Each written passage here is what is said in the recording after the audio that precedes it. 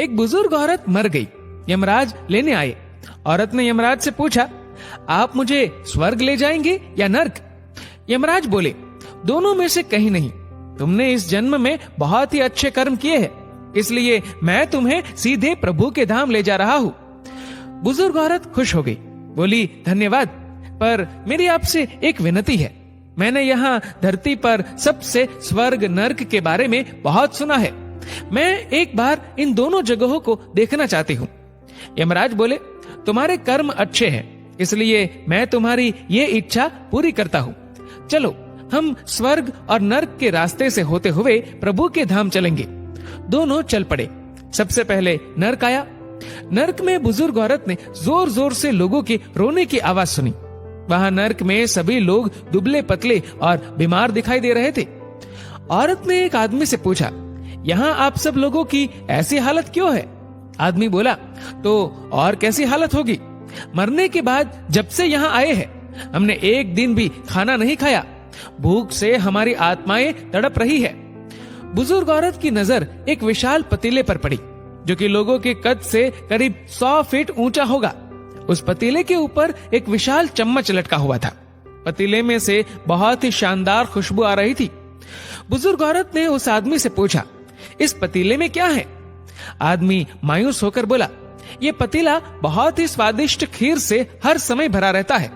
बुजुर्ग औरत ने हैरानी से पूछा, इसमें खीर है तो आप लोग पेट भर के ये खीर खाते क्यों नहीं?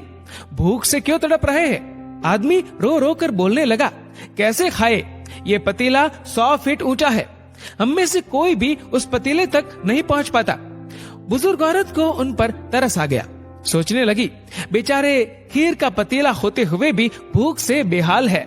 शायद ईश्वर ने इन्हें यही दंड दिया होगा। अब यमराज बुजुर्ग औरत से बोले, चलो हमें देर हो रही है। दोनों चल पड़े। कुछ दूर चलने पर स्वर्ग आया।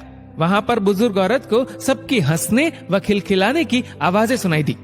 सब लोग बहुत खुश दिखाई दे रहे थे। उनको खुश देखकर बुजुर्ग औरत भी बहुत खुश हो गई।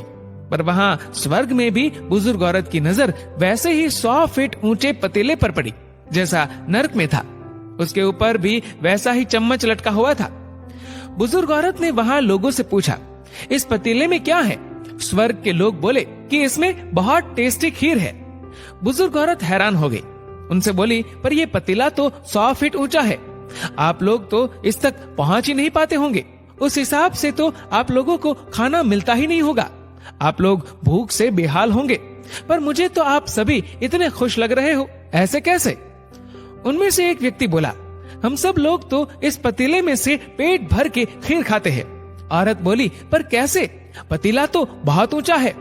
व्यक्ति फिर बोला, तो क्या हो गया? पतीला ऊंचा है तो यहाँ पर कितने सारे पेड़ हैं।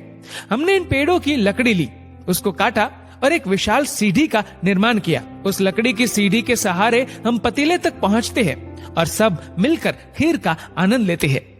बुजुर्ग औरत यमराज की तरफ देखने लगी। यमराज मुस्कुराए और बोले, ईश्वर ने स्वर्ग और नर्क मनुष्यों के हाथ में ही सौंप रखा है। चाहे तो अपने लिए नर्क बना ले, चाहे तो अपने लिए स्वर्ग।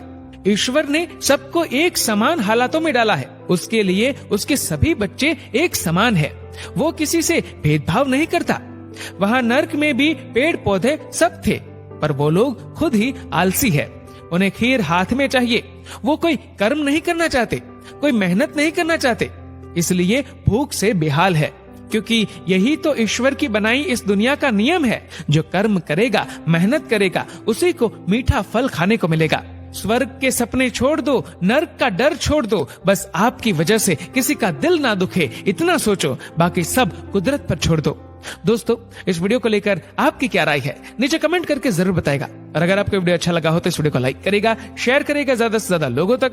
और ऐसे ही और भी इंस्पिरेशनल वीडियोस के लिए सब्सक्राइब करें हमारे यूट्यूब चैनल को और फेसबुक पर फॉलो करें हमारे पेज को। धन्यवाद। डाउनलोड मौज।